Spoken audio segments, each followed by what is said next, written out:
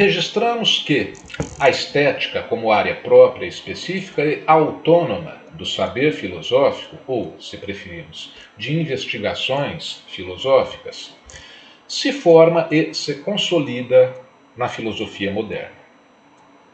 Porém, alertamos para o fato de que reflexões de natureza propriamente filosófica e relevantes sobre o belo e a arte, questões que comporiam o núcleo temático da estética, aparecem na filosofia antiga.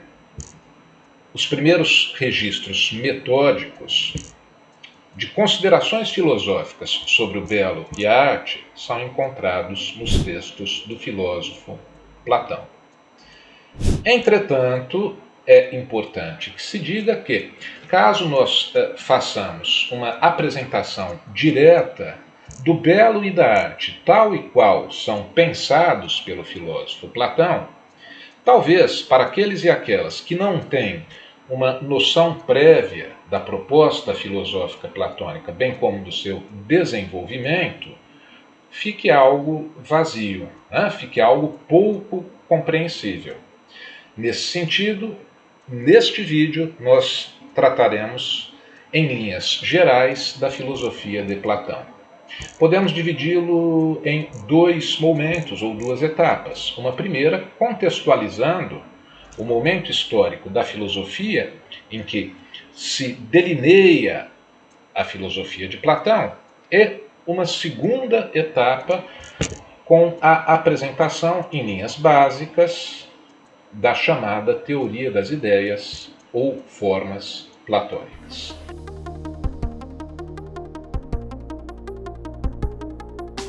O primeiro passo, portanto, é compreender que a filosofia de Platão, que se coloca, que se apresenta em linha de continuidade com a proposta socrática, surge em um momento histórico de transformações da própria filosofia na Grécia Antiga.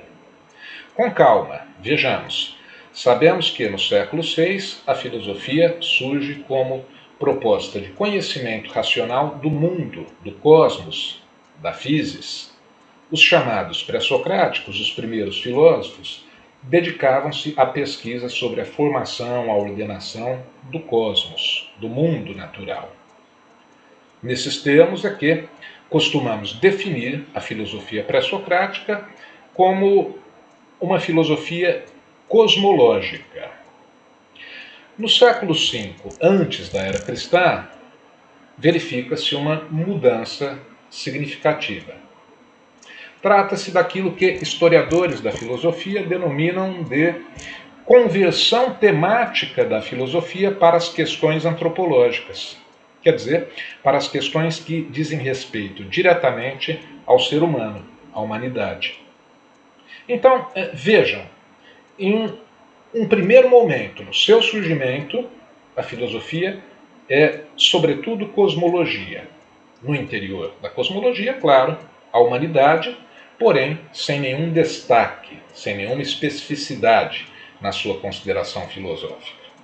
No século V, antes da era cristã, há um deslocamento temático, uma mudança de enfoque temático. Se conseguirmos ser mais claros a esse respeito, podemos então dizer que, com os sofistas e com Sócrates, personagens muito distintos na história da filosofia, nós temos uma transformação temática. Quer dizer, a humanidade vem ao primeiro plano das problematizações filosóficas. Ora, é preciso então compreendermos que sofistas e Sócrates, conjuntamente, protagonizam essa mudança, esse deslocamento. Passam a examinar, sobretudo, a humanidade, o ser humano.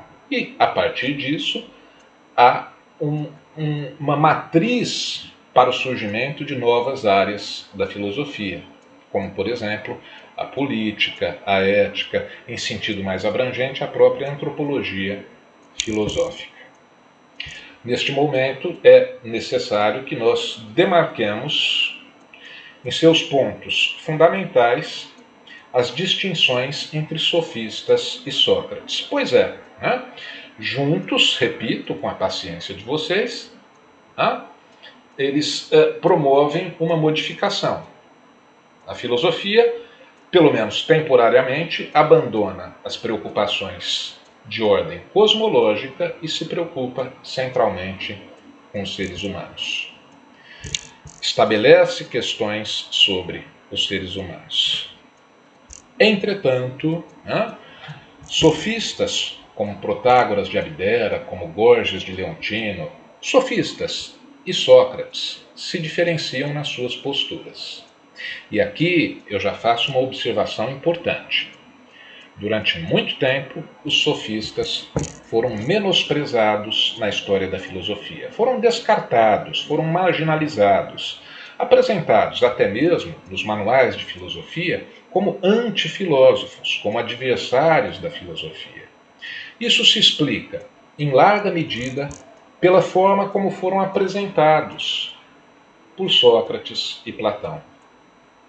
Sócrates e Platão situam os sofistas como inimigos da verdade, como adversários da atividade de natureza rigorosamente filosófica.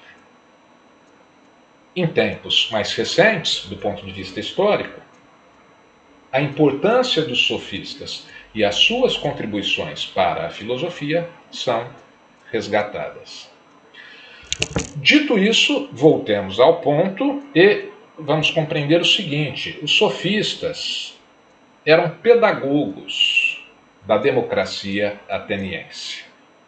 E notem que neste momento, século V, antes da era cristã, Atenas se projeta como núcleo intelectual da Grécia Antiga, como centro de efervescência das atividades filosóficas.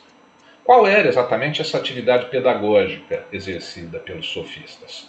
Os sofistas instruíam os cidadãos atenienses, ou se você quiser, em sentido mais abrangente, os cidadãos gregos, nas habilidades discursivas, nas habilidades retóricas, oratórias.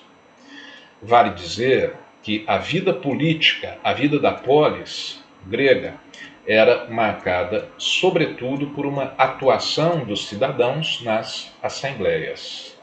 A virtude para o cidadão era saber defender os seus pontos de vista, argumentar, e os sofistas eram professores dessa prática. Nesse sentido, os sofistas ministravam seus ensinamentos mediante palestras. E nessas palestras, muitas vezes, tratavam de um mesmo tema, procurando demonstrar que, sobre um mesmo tema, repito, era possível desenvolver argumentações contrárias, notem, não apenas diferentes, mas contrárias, e igualmente persuasivas, igualmente convincentes. E aqui fica uma pista, uma indicação do porquê Sócrates e Platão situam os sofistas como adversários da verdade. Quer dizer, os sofistas não se colocavam propriamente na busca por verdades universais, mas enfatizavam a questão retórica, argumentativa, discursiva. Muito bem, a postura de Sócrates, por sua vez, é distinta. E, neste sentido, eu destaco alguns pontos. O primeiro deles é que Sócrates situa o compromisso do pensamento em buscar verdades universais, em buscar verdades que sejam racionalmente conquistadas, atingidas e reconhecidas por todos que utilizem adequadamente o seu intelecto. Então, podemos identificar que não há uma ênfase na retórica, não há uma ênfase em habilidades discursivas, mas há, isto sim, um destaque para aquilo que nós podemos chamar de um compromisso de readequação do logos. Logos, razão, ao ser. Readequação do logos ao ser quer dizer é conduzir o pensamento em direção à verdade. Outro ponto igualmente importante é que Sócrates não se propunha a estabelecer ensinamentos, ou melhor, a transmitir ensinamentos mediante discursos. postura de Sócrates é de natureza dialógica. Então, talvez vocês já tenham conhecimento de que Sócrates afirmava nada saber, eu só sei que nada sei, socrático. Se isso era uma postura, digamos, autêntica, ou se era um simples expediente para desencadear a atividade do diálogo, a atividade filosófica, é uma outra questão. O fato é, o que nos interessa agora é pontuar que Sócrates se dispunha ao diálogo, diferentemente dos sofistas que faziam preleções, palestras. Sócrates alegava inicialmente nada saber sobre os temas que seriam discutidos. Por exemplo, coragem, virtude, prudência. Muito bem, essa postura socrática resultava em uma exortação, em um estímulo, em um convite para que o seu interlocutor, ou no plural, interlocutores, para aqueles com quem dialogava, pudessem discorrer sobre os seus supostos saberes acerca daquele tema, que era objeto de atenção naquele momento. Né? Então, a assumida ignorância socrática era como que um estímulo para que os interlocutores de Sócrates apresentassem o seu saber. Né? Então, evidentemente, nós não vamos tratar disso aqui pormenorizadamente, mas indicar a direção do chamado diálogo socrático. Vejam, a partir desse convite, dessa exortação de Sócrates, um de seus interlocutores, ou mais de um, se propunha a explicar exemplificativamente o que é a virtude, o que é a prudência, o que é a coragem e assim por diante. E apresentava ali as suas considerações. Mas notem que há aqui o que nós chamamos de uma ironia socrática. Uma ironia socrática porque Sócrates não refuta imediatamente aquilo que é dito por aquele com quem ele dialoga. Entretanto, muitas vezes numa aparente recepção, quer dizer, num aparente acolhimento daquilo que é dito, Sócrates estabelece um conjunto encadeado, um conjunto ordenado de questões.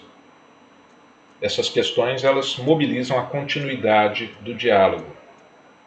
Até que se constate coletivamente, digo coletivamente porque num assentimento, numa concordância de todos aqueles que participam do diálogo, de que aquilo que foi dito pelo interlocutor, aquilo que foi apresentado como uma definição, não se sustenta argumentativamente. Em outras palavras, não era propriamente uma definição da virtude, da coragem, da prudência, mas tão somente uma opinião. E uma opinião que se revela insustentável sob o prisma do exame racional. Né? Em outros termos, desfaz-se nesse movimento do diálogo um saber que era aparente, e apenas aparente porque não ia além das opiniões. Neste momento do diálogo, nós podemos dizer, chega-se a uma aporia, talvez aí a uma impossibilidade momentânea de se apresentar uma resposta para aquela questão examinada. Há, pelo menos, o reconhecimento de que aquilo que se supunha saber não se sabe. Aquilo que se supunha saber não passava de uma aparência, de uma opinião. Então, todos estão prontos, de algum modo, a se lançar em direção à busca de uma definição verdadeira, a busca de uma definição universal, a busca da essência daquilo que se examinava. Neste momento, inicia-se o processo da maiêutica, maiêutica como parto de ideias, como parto do saber, ou, em linguagem mais direta, da busca de um saber consistente acerca da questão inspecionada. Notem que, claro, isso apresentado aqui de uma forma muito resumida, coloca a proposta filosófica socrática como um projeto de filosofia que tem no seu centro a humanidade, né? Também o conhecido conhece-te a ti mesmo, socrático, que diz respeito a um conhecimento da própria natureza humana, daquilo que os seres humanos efetivamente são. E algo que seja capaz de direcionar a conduta dos próprios seres humanos na vida sob a primazia da razão. Dito de outra forma, inicia-se aqui o que se denomina de método dialético socrático platônico. Vejam bem, uso aqui a expressão socrático platônico e em breve pretendo indicar a razão, o motivo desse termo.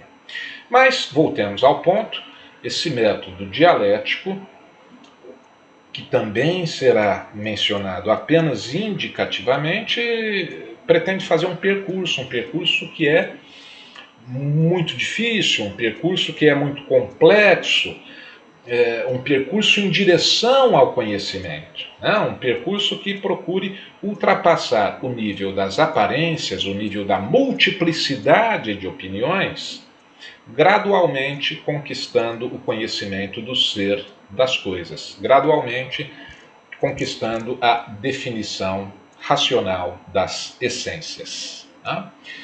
Pois bem, neste ponto nós devemos então situar o surgimento da chamada filosofia platônica. Platão situa-se como um continuador da proposta socrática. Observação importante. Sócrates, de quem falamos, é propriamente o Sócrates platônico. O que eu quero dizer com isso? Sócrates não nos legou textos escritos. O que sabemos, ou o Sócrates tal qual o concebemos, é o Sócrates relatado nos textos de Platão. Né? Evidentemente, há outros registros de outros pensadores da época sobre Sócrates, mas aquele que predomina, ou melhor, os relatos que são incorporados pela tradição é o Sócrates tal e qual nos é apresentado pelos textos, repito, do filósofo Platão. E por que então falamos em filosofia ou em projeto filosófico socrático platônico? Ora, vejam, Platão, reitero, né, desenvolve a sua trajetória filosófica considerando-a em perfeita continuidade, em perfeita extensão daquilo que é proposto por Sócrates. Aqui, evidentemente, surgem problemas, surgem dificuldades. Afinal de contas, Platão desenvolve um conjunto muito amplo de escritos, né? Diferentemente, então, de Sócrates, ele nos transmite uma quantidade extensa, significativa de textos, a maioria dos quais escrita em forma de diálogos, né? Justamente por sua precisão, por sua preocupação, melhor dizendo, em seguir aquilo que era proposto por Sócrates, mas não há como delimitar claramente até que ponto vai o Sócrates histórico, até que ponto começa rigorosamente aquilo que seria um desdobramento do projeto socrático nos termos da filosofia do próprio Platão. Né? Essa é uma discussão que divide especialistas. De toda forma, não é? Registro que o próprio Platão não se preocupava em estabelecer essa fronteira e não tinha essa atenção para a demarcação de uma fronteira. Qual fronteira? Olha, aqui termina Sócrates, aqui começa aquilo que eu desenvolvo a partir do projeto filosófico socrático. E não tinha essa preocupação justamente porque não separava propriamente aquilo que é ou que nós poderíamos identificar como desenvolvimento da sua teoria e aquilo que era originariamente proposto por Sócrates.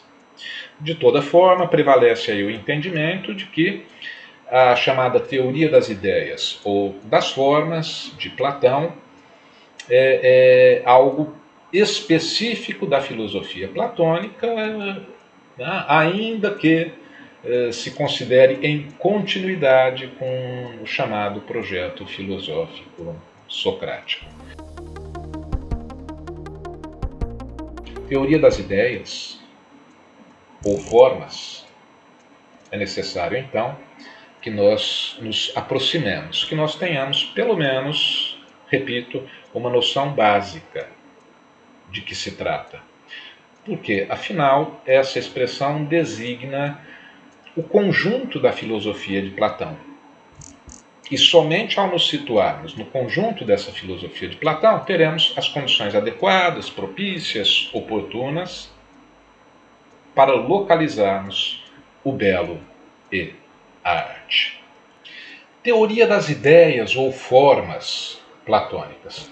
Se queremos nos aproximar dessa conceituação, devemos inicialmente relembrar que a filosofia platônica, além de se apresentar ali como um prosseguimento do projeto filosófico de Sócrates, lida com uma herança e um problema pré-socrático. Recordam-se? No vídeo anterior tratamos ali da herança pré-socrática para toda a filosofia, que se estabelece com uma tensão, com uma oposição entre a noção heraclitiana, quer dizer, de Heráclito de Éfeso, do devir, e a noção parmenidiana e eleática de ser. Não é? Para Heráclito, a realidade é exclusivamente o devir, o vir a ser de todas as coisas que se transformam em seus contrários, a noite que se converte em dia, a juventude que se transforma em velhice, e assim sucessivamente, um eterno vir a ser, um fluxo universal pelo qual tudo está em constante modificação. De outro lado, a teoria de Parmênides, seguida por alguns eleáticos, quer dizer, por alguns filósofos da região da cidade de Eleia, diz que o ser é a realidade, o ser é uno, eterno, imutável. Muito bem, vamos parar por aqui, quer dizer, qualquer dúvida, retornemos ao que foi dito e apresentado em vídeo anterior, mas o fato é que, ao final daquela apresentação, eu dizia para vocês que se estabelece aí um problema filosófico, uma vez que ambas essas teorias, embora inicialmente excludentes, antagônicas, parecem ter um certo nível de persuasão, de convencimento, de razoabilidade, de plausibilidade. Ficaram bonitas essas expressões, não é? Nesse sentido, é como se cada uma delas nos remetesse a uma dimensão do real, e não a totalidade do real. Nesse sentido, também, já entre os pré-socráticos, há um esforço pela conciliação dessas perspectivas. A filosofia de Platão, de certa forma, pode ser compreendida também como um esforço, um empenho, uma dedicação a superar esse impasse. A filosofia de Platão tem a meta de explicar a totalidade do real e dessa forma, de superar, não é, esse problema legado transmitido pelos pré-socráticos. É nesse horizonte que se desenvolve aquilo que nós denominamos teoria das ideias ou formas. Então, nos textos de Platão, de uma forma geral, se desenvolve essa teoria das ideias. Lembrando que esses textos, em sua maioria, redigidos como diálogos, em que se examina meticulosamente, vagarosamente, pacientemente uma questão, ou mais de uma, não é? Com o propósito de se ultrapassar a multiplicidade de opiniões e de se atingir a essência, aquilo que efetivamente é, né? Repito, paciência, Não confundam as coisas, não se trata de algo fácil, né? Não por acaso muitos dos diálogos platônicos terminam em aporias, terminam sem se encontrar a definição procurada. Aqui, neste momento, farei menção a um diálogo de Platão, Fédon. É nesse diálogo, Fédon, que surge a metáfora da segunda navegação. Segunda navegação, o que seria isso? Platão recorre à imagem, à linguagem, ao vocabulário dos marinheiros. Antes da segunda navegação, claro, há a primeira navegação. A primeira navegação é a vela, é ao sabor dos ventos, segue o fluxo, o movimento dos ventos, não é?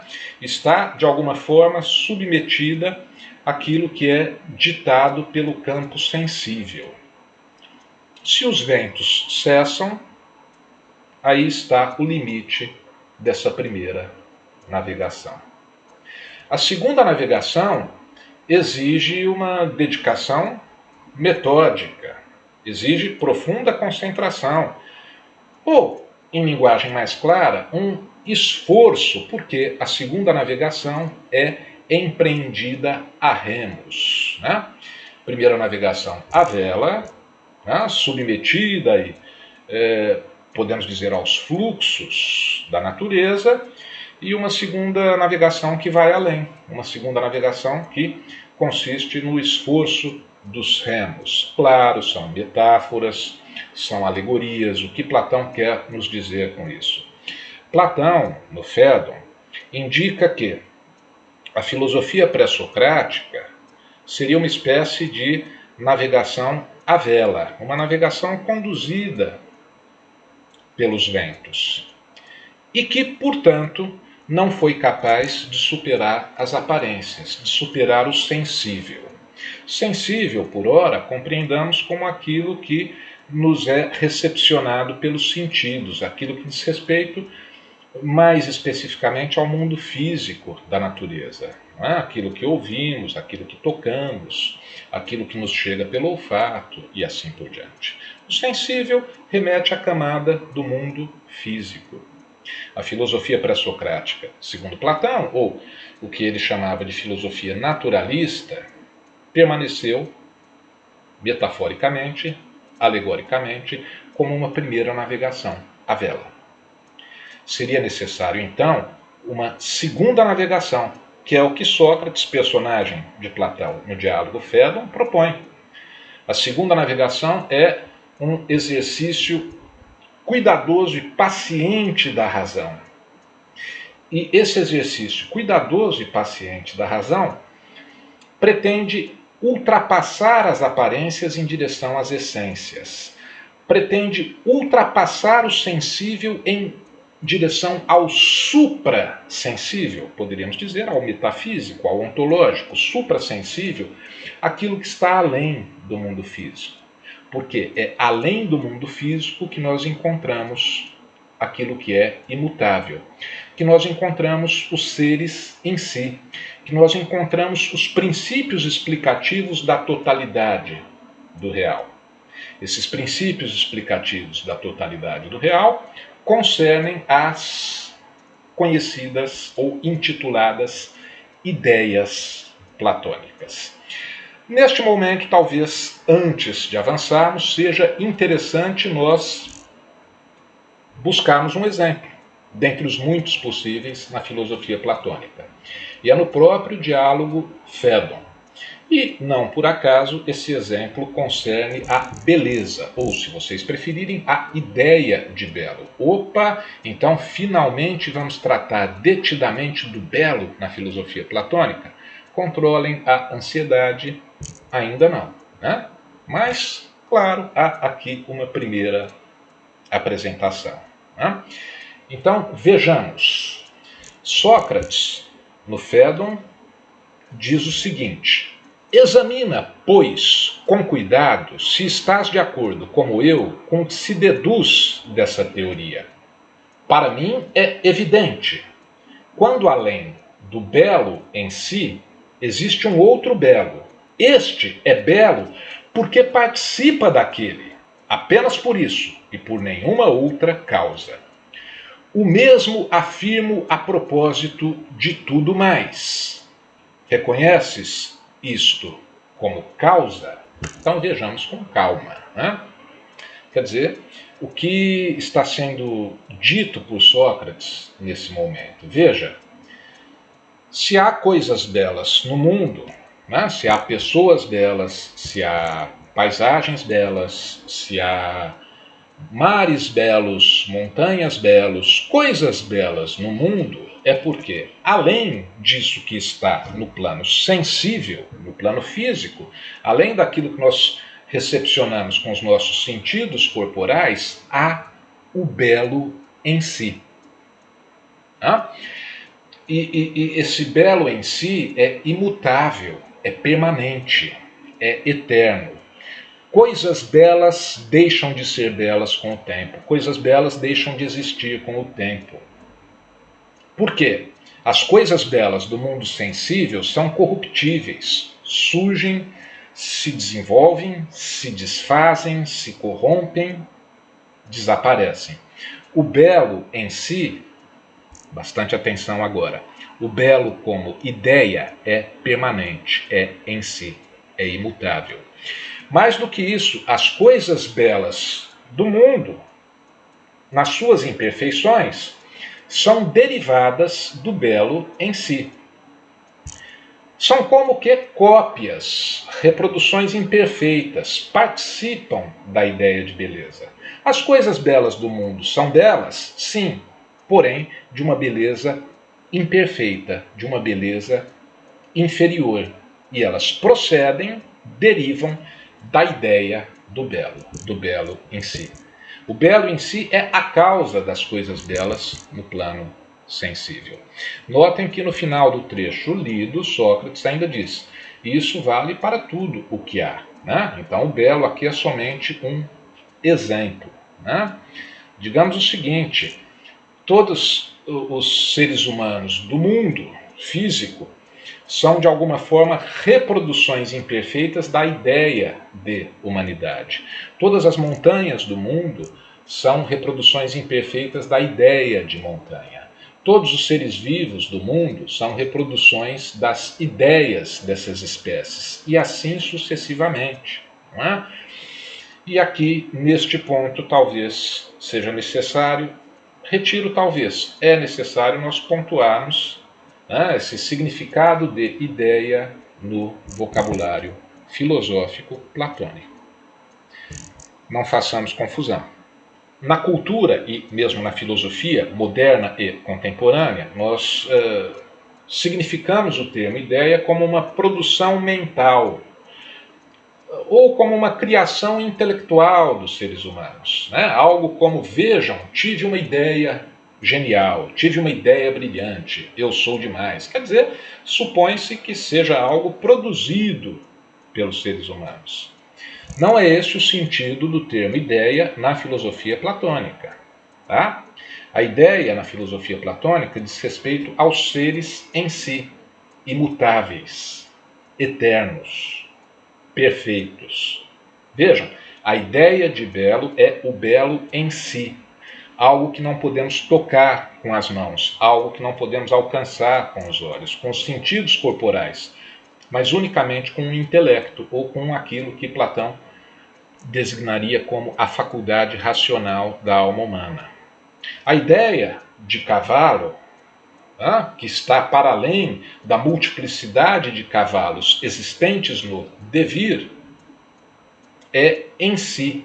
É o cavalo em si, é aquilo que faz com que todos os cavalos do plano sensível sejam cavalos. Aqui eu estou utilizando esse exemplo aleatoriamente, ou melhor, escolhendo como um entre muitos outros possíveis. Né?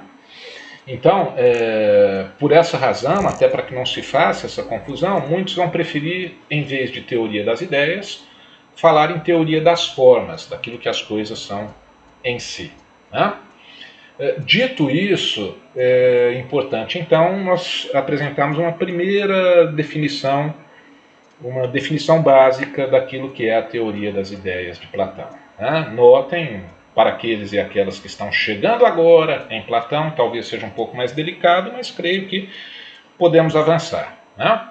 Por quê? Minutos atrás eu disse, olha, Platão lida com o problema pré-socrático, ser e devir. E a sua teoria das ideias, podemos dizer agora, é uma solução muito sofisticada intelectualmente, muito rebuscada, né? Muito complexa até, e aqui eu me permito utilizar um vocabulário mais ordinário, mais comum, para juntar, né? Quer dizer, para absorver e incorporar essas duas perspectivas numa teoria explicativa da totalidade do real. Então, nesse sentido, a teoria das ideias, ela se exprime naquilo que muitos estudiosos da filosofia platônica vão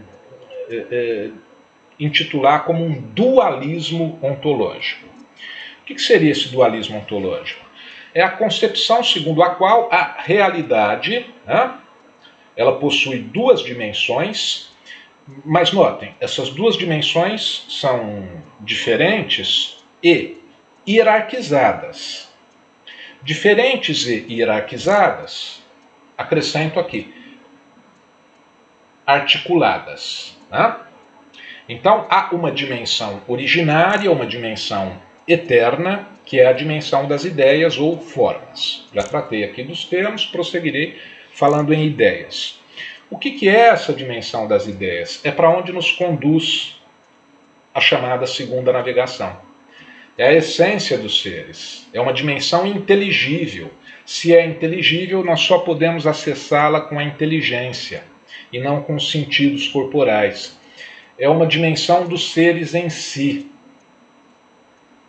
É uma dimensão dos seres plenos, eternos, perfeitos e imutáveis. E há uma dimensão, uma segunda dimensão, que é a esfera, o nível do sensível. Essa esfera, esse nível do sensível, concerne ao mundo em que corporalmente estamos situados, né? Esse mundo que nós recepcionamos com os sentidos, em que, claro, também utilizamos a razão, mas utilizamos, na maioria das vezes, misturando-a com a recepção dos sentidos. É o mundo das coisas físicas, é o mundo do devir. É o mundo em que as coisas surgem, se desenvolvem e desaparecem. É o mundo do vir a ser. Né? Se vocês quiserem compreender isso um pouco melhor, talvez seja interessante pensar assim, o plano das ideias, pelo menos em muitos aspectos, ele remete àquilo que era proposto por Parmênides, a eternidade do ser. E o mundo do devir tem a sua remissão à perspectiva heraclitiana. Né? Agora, quando eu digo hierarquizada, né, quer dizer, essa concepção é hierarquizada no seu dualismo, é porque o chamado plano sensível, ele tem como a sua causa o plano das ideias. Né? Então, notem, há uma articulação. Se há, aqui buscando um outro exemplo aleatoriamente, mesas fabricadas pelos marceneiros no mundo sensível, e essas mesas se desfazem com o tempo, elas se corrompem, elas vão apodrecer, elas vão quebrar, enfim, porque elas estão no devir, por melhor que seja a qualidade da fabricação e dos materiais utilizados, essas mesas procedem da ideia de mesa. Nessa mesa que eu toco aqui, você não vê, porque minhas mãos estão fora do vídeo, como também está a mesa, mas o fato é, você poderia ver se eu mudasse a câmera, mas eu não vou fazer esse exercício aqui. Né? Imagine, toque na sua mesa, se você quiser. Agora, o fato é, ela vai se desfazer com o tempo. Né? E a ideia de mesa? A mesa em si, essa é eterna. É o que define a mesa. É o que define o que a mesa é. É a essência de mesa. Mas aqui eu já falei de belo, já falei de seres humanos, já falei de montanhas, já falei de cavalos, e é o momento de registrar então o seguinte, né? Tudo que há no mundo sensível é uma espécie de reprodução ou cópia imperfeita, né? Daquilo que há no plano das ideias. Tá? Então, isso não se aplica somente a objetos, isso se aplica, por exemplo, a valores. Tá? As ações justas dos seres humanos no mundo são reproduções, réplicas, reitero, imperfeitas da ideia de justiça. Tá? As atitudes corajosas dos seres humanos são reproduções, réplicas imperfeitas da ideia de coragem, daquilo que a coragem é em si. Né? E aqui poderíamos estender infinitamente essa lista de exemplos. Então, notem bem, né? Há ainda algumas expressões que são utilizadas para falar desse dualismo ontológico, quer dizer, desses dois níveis de realidade, um mais profundo e que sustenta todo o real, que é as ideias, e o outro mais no campo das aparências, que é o nível sensível. Né? E notem que interessante, então a realidade plena, a realidade profunda, não está propriamente nesse mundo físico, mas em algo suprassensível que o sustenta. Né? E há algumas expressões que se utilizam, como eu indicava, por exemplo, mundo das ideias e mundo sensível, né? Ou céu das ideias e mundo sensível. Eu registro aqui a utilização dessas expressões, não é que elas estejam erradas, mas elas podem nos conduzir a alguns equívocos, particularmente as expressões mundo das ideias e céu das ideias. Porque se você fala em céu das ideias, é quando de repente você começa a olhar para o céu aí estrelado, nublado, etc. e tal, procurando encontrar ali as ideias. Ou se você fala de mundo das ideias, isso remete, do ponto de vista físico, a um lugar. E esse nível das ideias não é exatamente um lugar físico, não é propriamente o céu físico e assim por diante. Né? Até porque essas ideias elas não têm propriamente materialidade, elas são os seres em si. Elas dizem respeito ao nível inteligível. Não sei se está ficando muito confuso, talvez eu possa tentar ajudar fazendo a leitura de um trecho extraído do livro História da Filosofia Antiga, Platão e Aristóteles. Em realidade, é o volume 2 de História da Filosofia Antiga, do historiador Giovanni Reale. E nesse trecho ele apresenta as características dessa noção de ideia ou de forma platônica. Então vejam, a inteligibilidade. A ideia é, por excelência, objeto da inteligência, e só com a inteligência pode ser captada. Quer dizer, a ideia é o ser em si das coisas, e somente com o intelecto, com a inteligência que nós podemos chegar até ela. Vejam só, hein?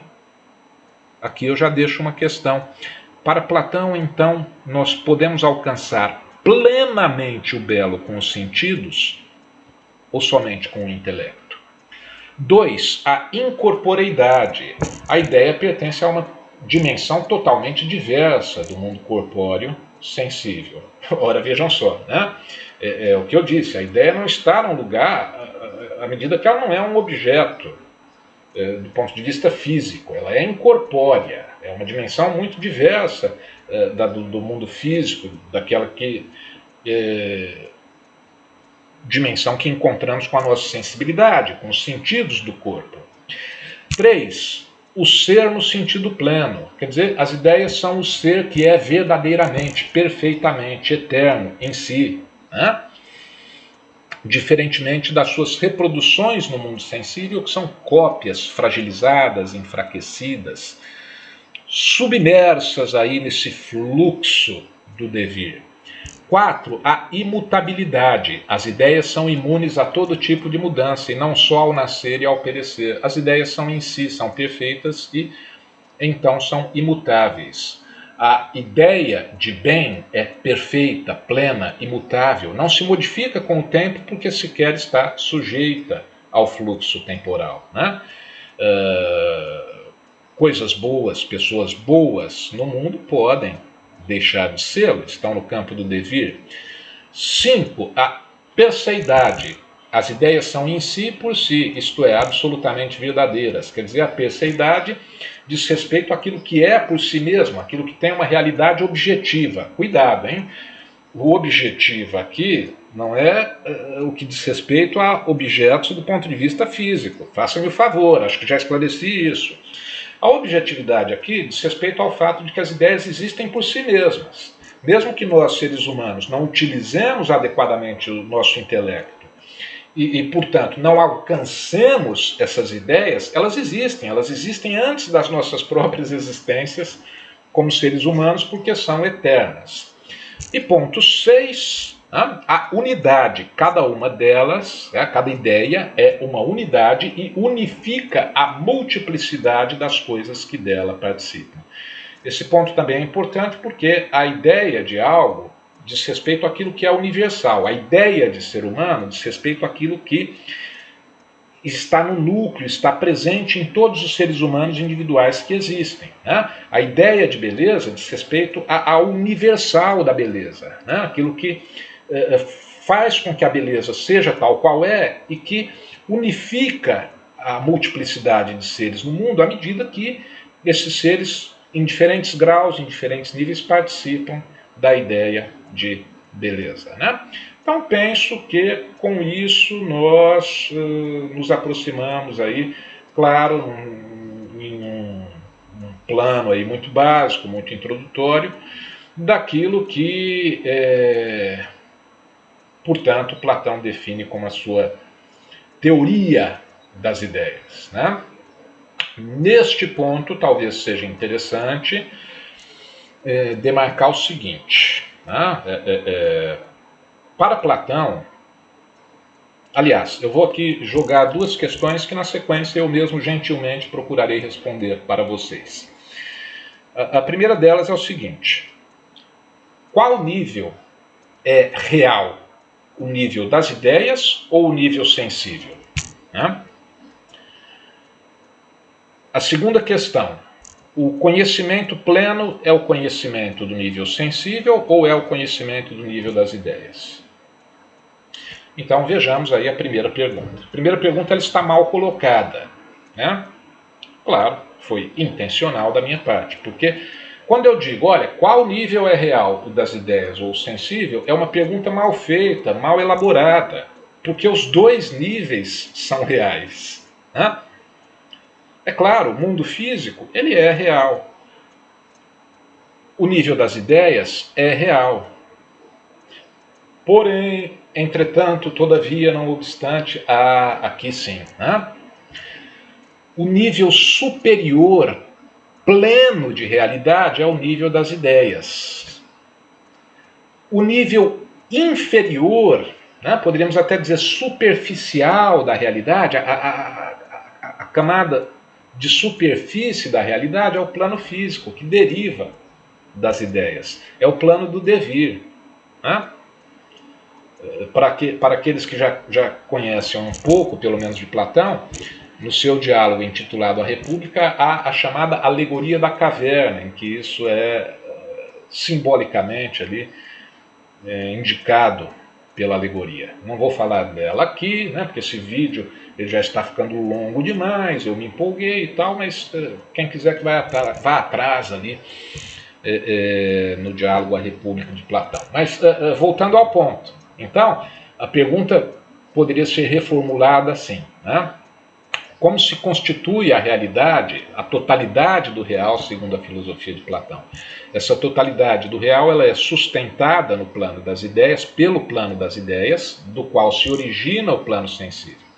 Ambos são reais, mas em níveis diferentes. Notem novamente o dualismo ontológico aqui. No plano sensível, há um nível imperfeito, inferior do ser. E no plano inteligível, das ideias, dos seres em si, das formas, como vocês preferirem, nós temos o plano pleno, aquilo que sustenta o conjunto do real.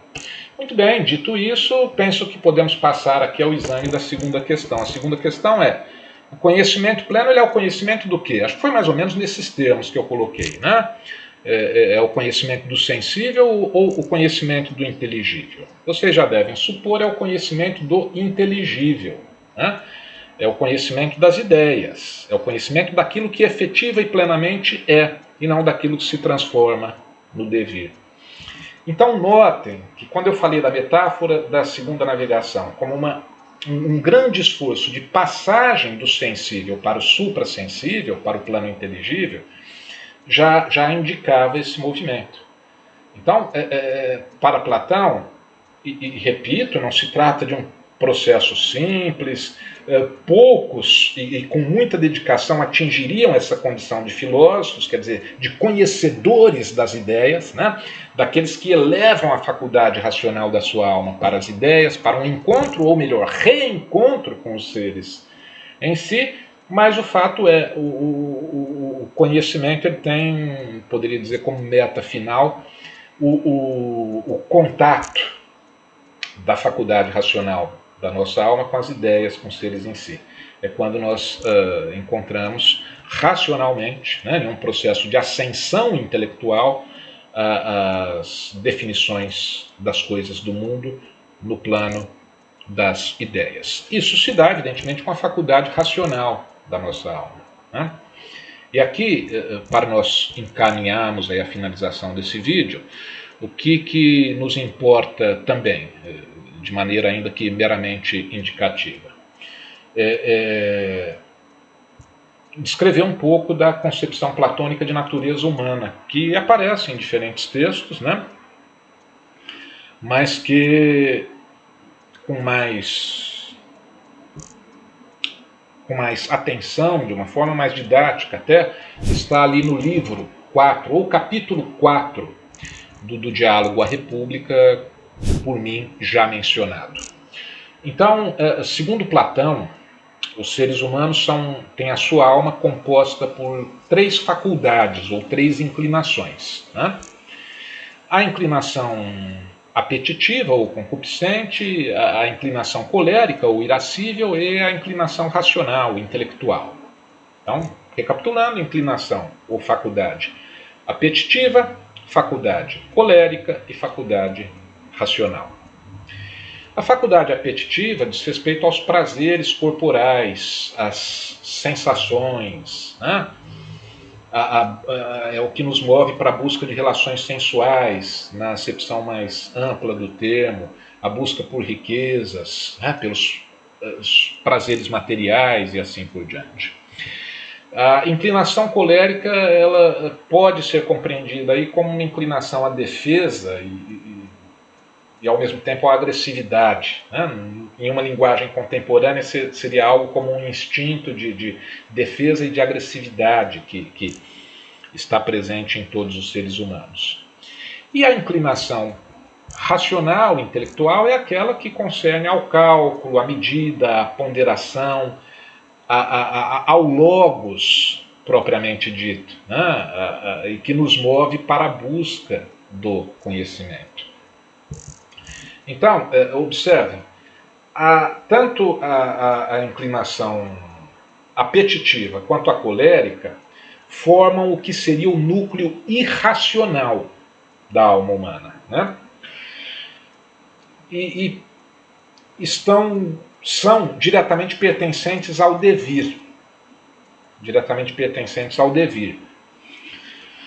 Quer dizer, aquilo que surge, se desenvolve, fenece, desaparece e tal, né?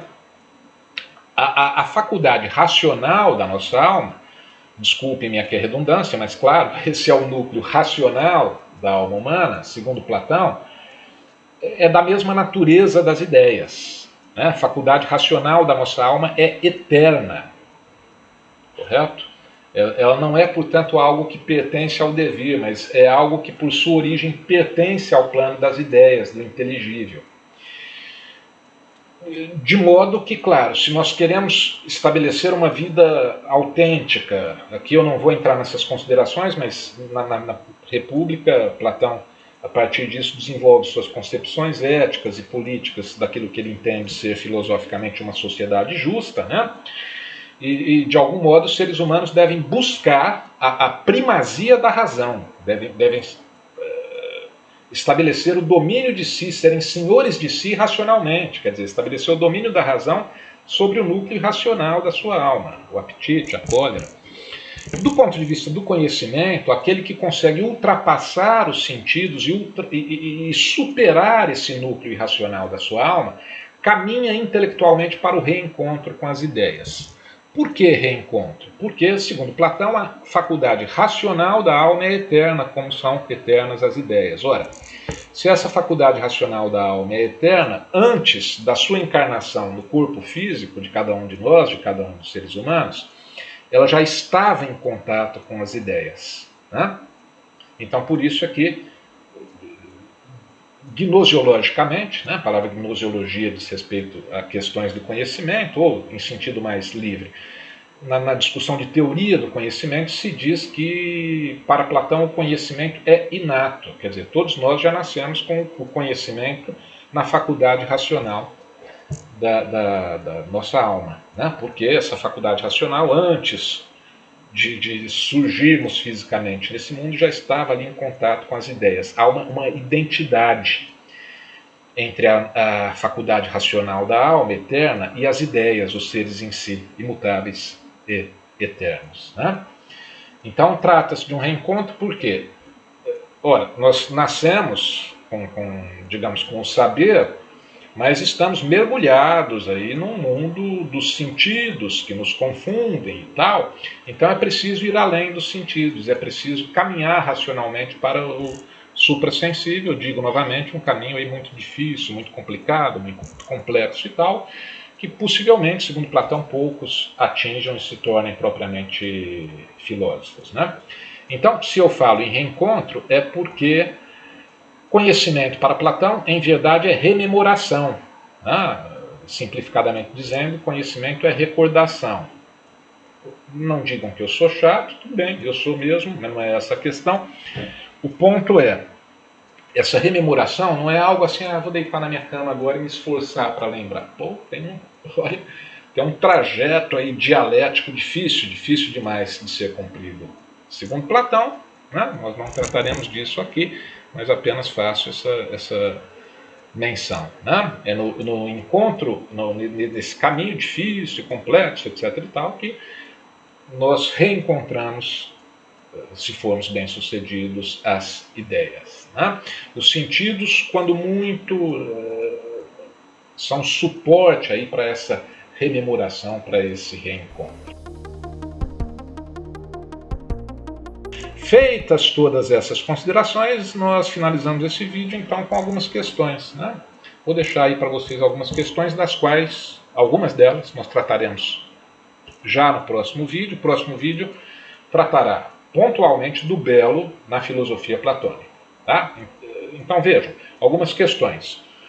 Para Platão, o belo na sua plenitude, ele está nas ideias, ele está no campo das ideias, das formas em si, dos seres em si, ou ele está no devir, ele está nas coisas bonitas, belas que vemos no mundo, né? Decorrente dessa, nós somos capazes de alcançar o belo com os sentidos ou somente pela via intelectual, da faculdade racional da alma. Em outros termos, nós podemos ver o belo, podemos ouvir o belo ou não. Isso é algo que está além dos nossos sentidos, né? E já encaminho também alguns questionamentos que dizem respeito à arte em Platão, né? E que será tratado, esse tema será tratado em vídeo posterior. Quer dizer, o que seria propriamente a arte? Qual a relação entre arte e conhecimento? Se é que há, né? A arte seria uma imitação das ideias? Muito bem, com esse conjunto de questões eu encerro esse vídeo e controlem aí a ansiedade, a curiosidade. Nos vemos aí em breve tratando pontualmente do belo na filosofia platônica. Assim sendo, até mais.